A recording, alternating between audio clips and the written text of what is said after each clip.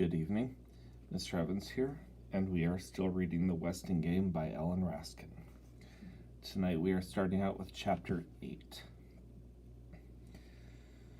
Chapter 8 is called The Paired Heirs. During the night, Flora Baumbach's itsy-bitsy snowflakes raged into a blizzard.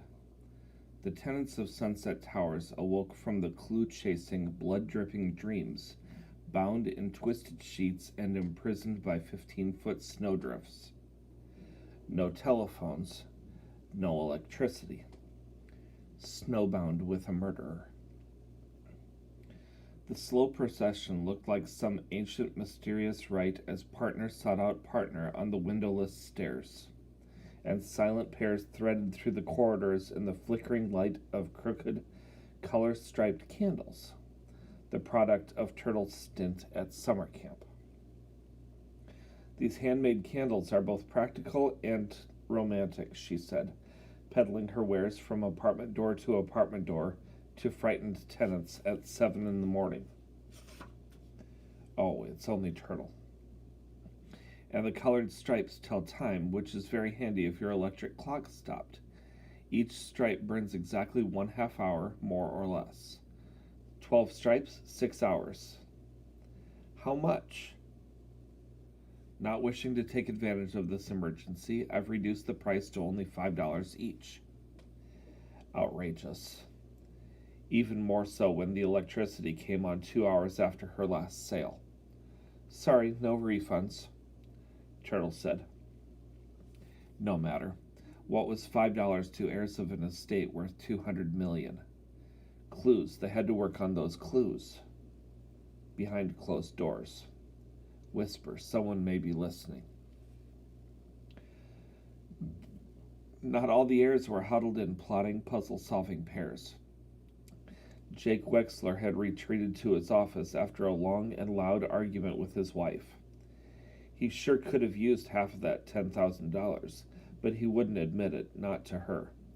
The forfeited money upset her more than the murder of her uncle, if he was her uncle.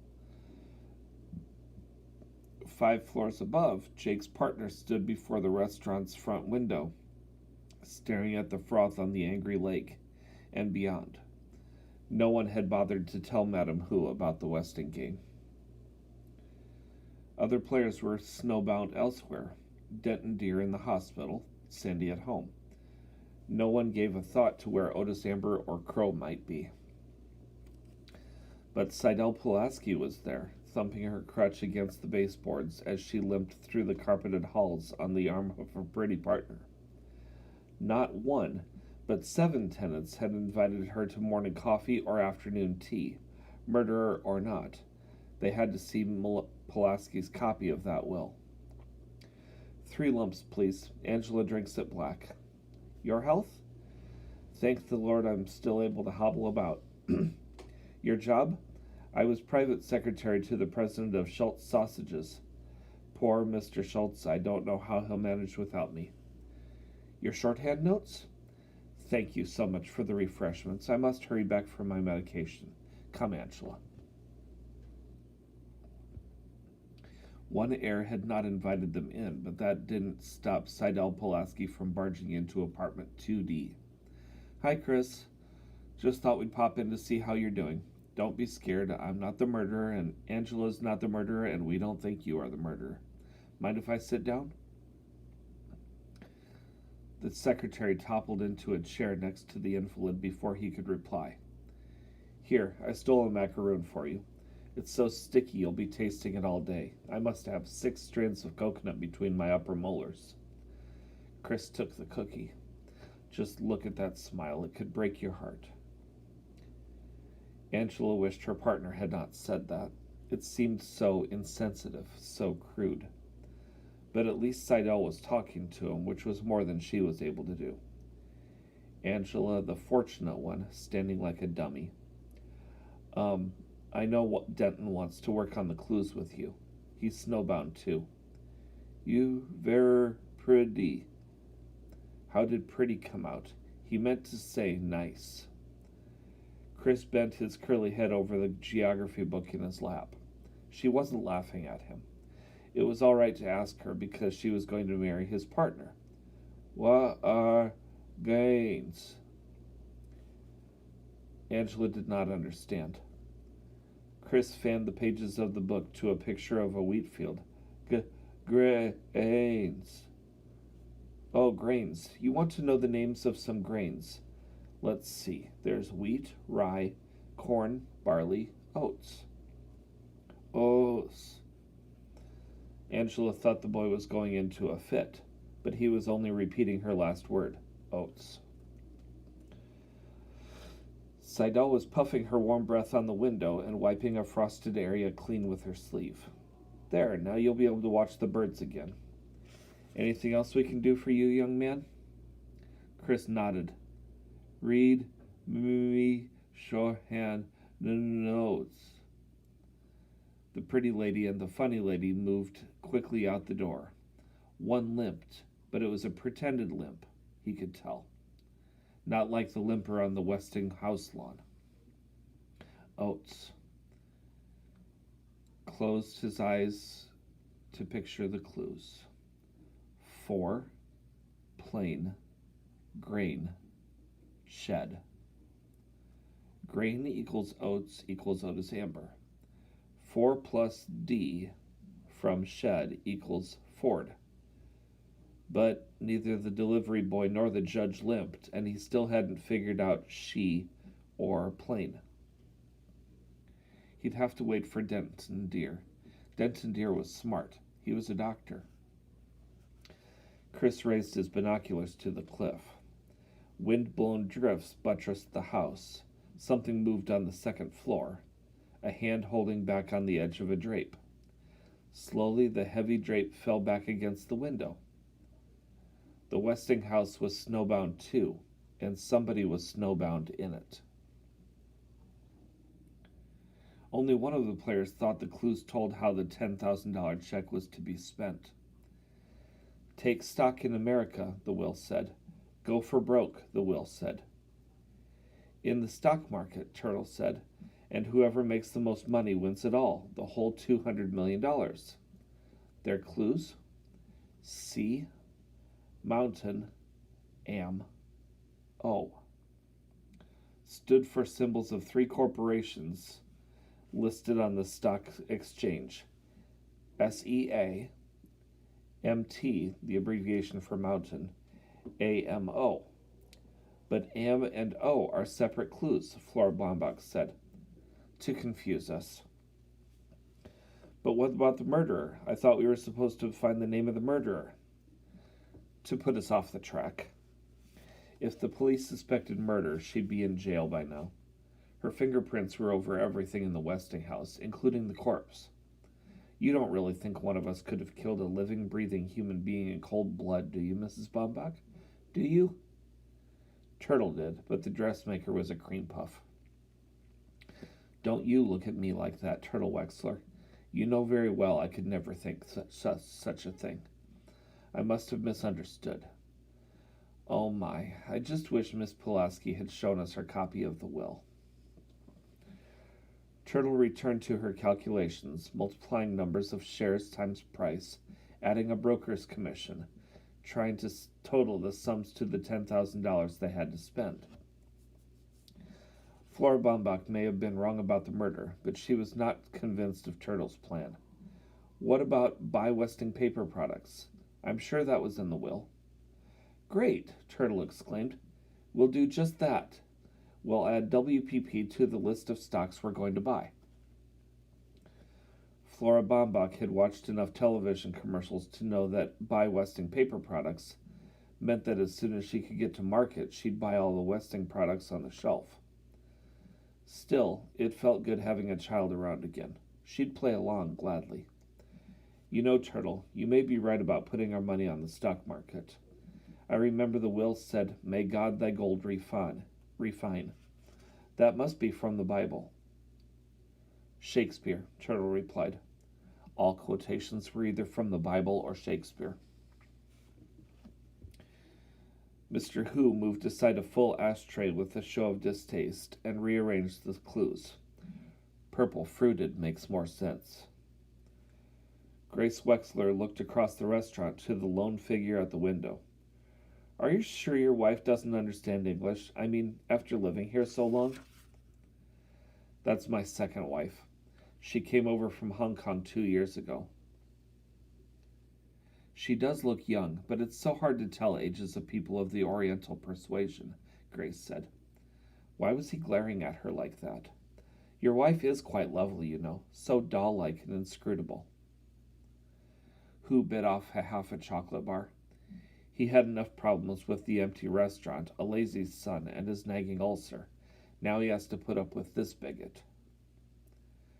Grace lit another cigarette and rearranged the clues to read Purple Waves.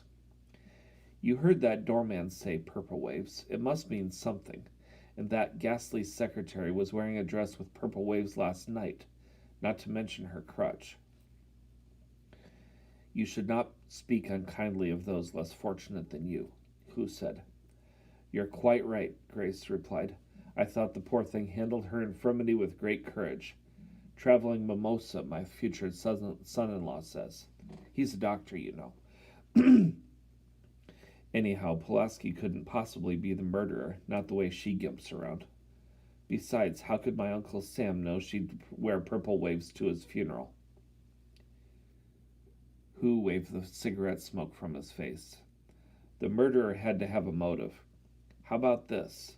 A niece murders her rich uncle to inherit his money. Good sport that she was, Grace tossed back her head and uttered an amused ha ha ha. Not that I care, Hu said. That cheating moneybag's got what he deserved. What's the matter?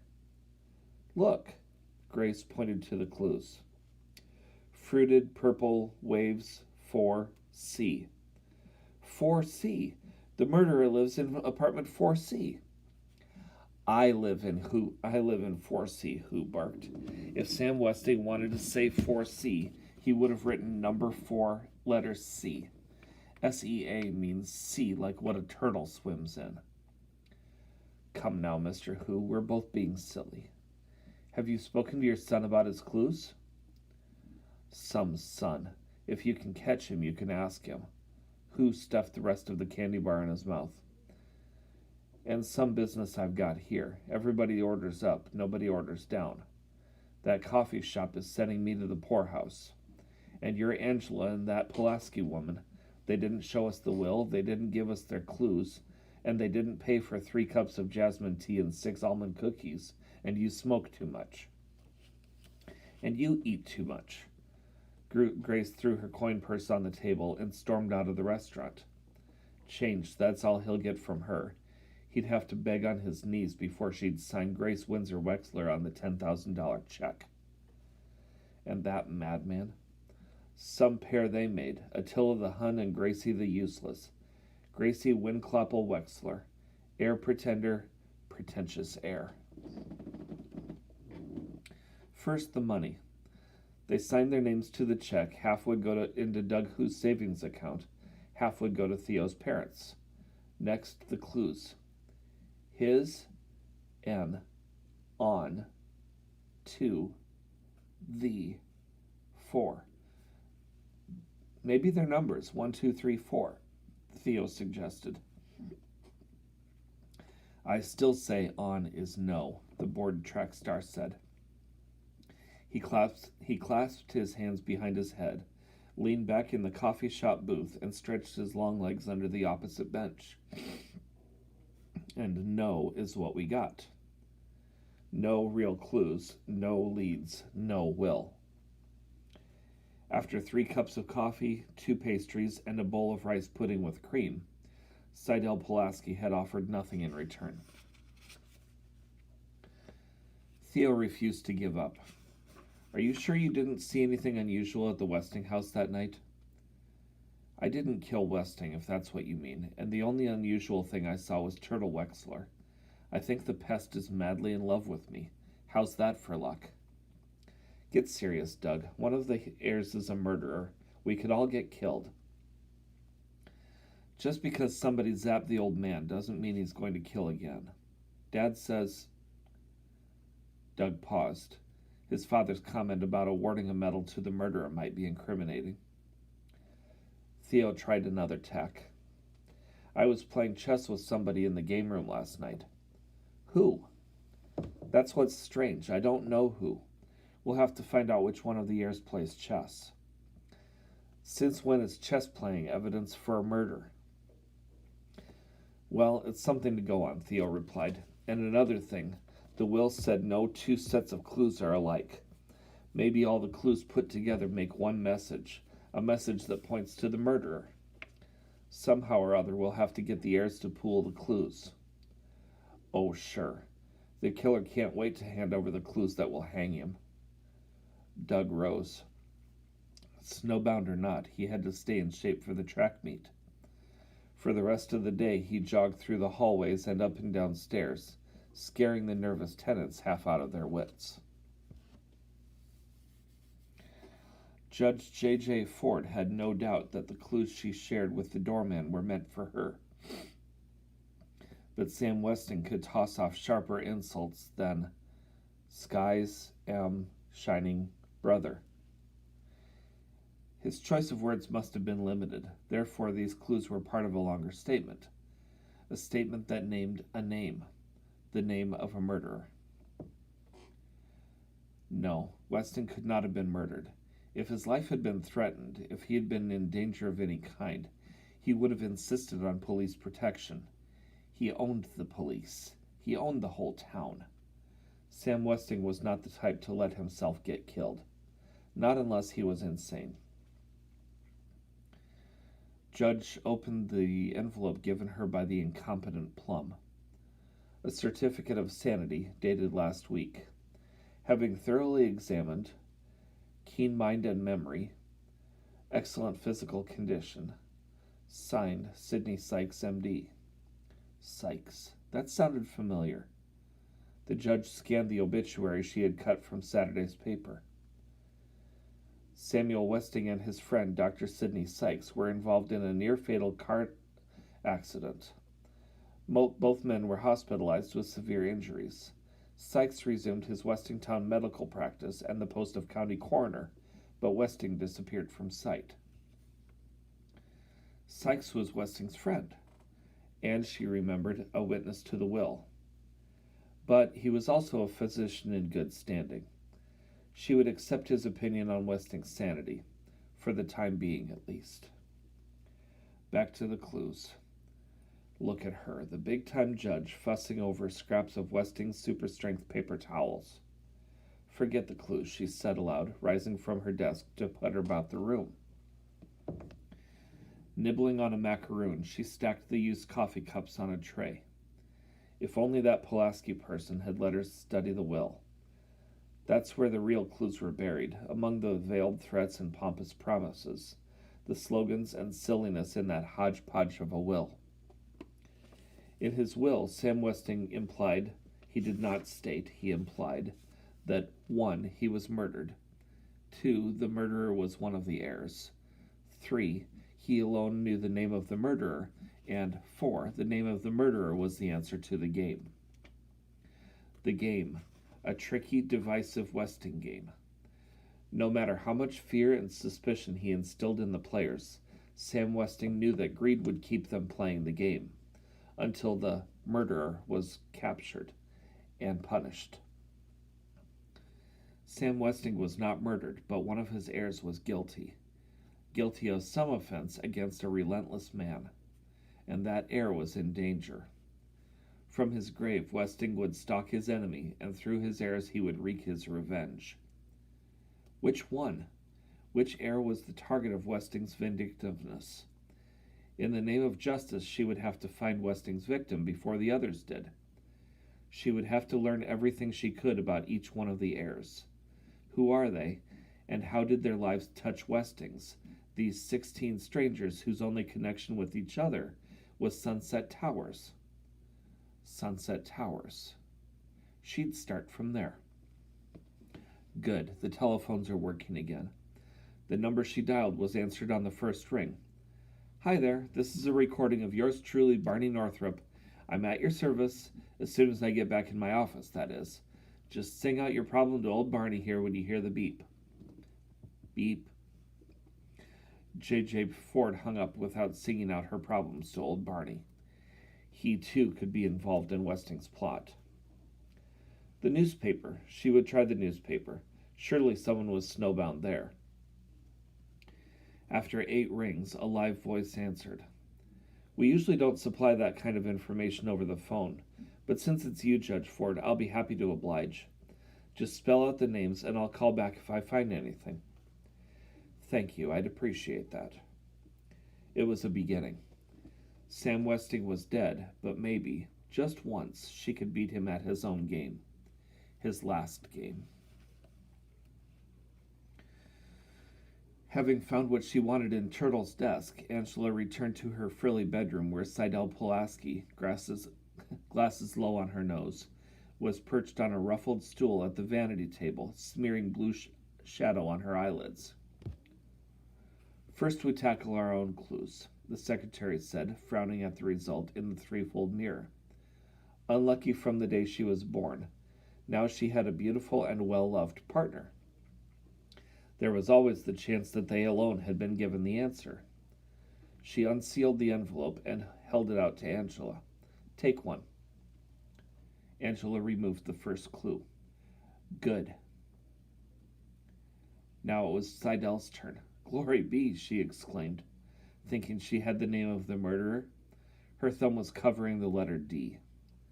The word was Hood. Angela's turn. The third clue was from. Seidel's turn. The fourth clue was spacious. The fifth and last clue was... Angela uttered a low moan. Her hand shook as she passed the paper to her partner. The fifth and last clue was Grace. Grace, that's your mother's name, isn't it? Seidel said. Well, don't worry, that clue doesn't mean your mother's the murderer. The will says it is not what you have, it's what you don't have that counts. The secretary had not yet transcribed the shorthand, but she had read it through several times before hiding the notebook in a safe place. By the way, are you really related to Mr. Westing? Angela shrugged. Seidel assumed that meant no and turned to the clues. Good, Grace, from, Hood, spacious. The only thing I can figure from these clues is good gracious from Hood space. As soon as the parking lot is shoveled out, we'll peek under the hoods of all the cars. A map or more clues may be hidden there. Maybe even the murder weapon. Now, let's hear about the other clues. Angela reported on the clues gathered in the game room and during the day's comings and goings. King, Queen, Otis Amber said. King Otis and Queen Crow. Purple waves. Mother switched 2 clues around when Sandy mentioned those words. On, or no. Doug and Theo could not decide whether that clue was right side up or upside down. Grains. Chris Theodorakis thinks that clue refers to Otis Amber. You know, grains, oats. MT. Angela showed her partner the crumpled scrap of paper she had picked up along with Seidel's dropped crutch during Flora Baumbach's tea party. 500 shares MT at $6 equals $3,000. Broker's commission equals $90. Total $3,090. I checked Turtle's diary. She's not following any stock with a symbol like MT, so it must be one of her clues. MT could stand for either mountain or empty. Excellent, Seidel Pulaski remarked. Her partner was beautiful, but not dumb. Read all the clues together now. Good, Hood, from, spacious, Grace, King, Queen, purple, waves, on or no, grains, mountain or empty. Seidel was disappointed. It is not what you have, it's what you don't have that counts. And what we don't have is a verb. Nothing makes sense without a verb. What about the judge? Judge Ford thought her clues were an insult, and she said something about playing a pawn in Westing's game. and she had a clipping of the obituary on her desk. This obituary. Angela handed Seidel the newspaper taken from Turtle's drawer. What's that? It was a knock on the front door. It was footsteps in the living room. It was Theo. Anyone for a game of chess? He asked, leaning through the bedroom doorway. No, thank you, Seidel replied, looking very busy. Theo smiled shyly at Angela and left. Seidel read the obituary in Turtle's newspaper. The words $200 million were underlined, but she found a more interesting item. Sam Westing was a master at chess. No wonder Theo's so interested. Do you know anything about the game, Angela? A little, she replied slowly, putting the pieces in order. The judge says she's a pawn, and Otis Amber says he's the king, and Crow's the queen. Oh well, it's probably just a coincidence. We can't leave any stone unturned, Seidel insisted. As the will says, object of the game, to win. What did you say? Object of the game, to win. How about object of the game, twin? Maybe the murderer is a twin. A twin? Seidel liked that. The only problem would be getting the murderer to admit that he or she is a twin. Let's get back to my apartment. It's time I transcribed those notes. Angela helped the invalid to her feet and nervously peered in both directions before stepping into the hallway. Seidel chuckled at her timidity. There's nothing to be scared of, Angela. Westing was murdered for his money, and we're not rich yet. We won't be rich enough to be murdered until we find the name, and by the time we get the money from the estate, the murderer will be locked up in jail. In spite of the impeccable logic, Angela looked back over her shoulder several times on the way to 3C. Strange. Seidel stood before her open apartment door. She had slammed it shut on leaving, but had not locked the deadbolt. After all, not even a burglar could get into a snowbound building, unless... Angela, too frightened to notice that Seidel ran through the apartment with her crutch in the air, found her partner in the bathroom frantically tossing soiled towels from the hamper. Seidel Pulaski stared at the bare wicker bottom, then sank to the rim of the bathtub, shaking her head in disbelief. Someone in Sunset Towers had stolen the shorthand notebook. That is the end of our reading for this evening. We will pick it up again tomorrow night with Chapter 9. Have a good evening.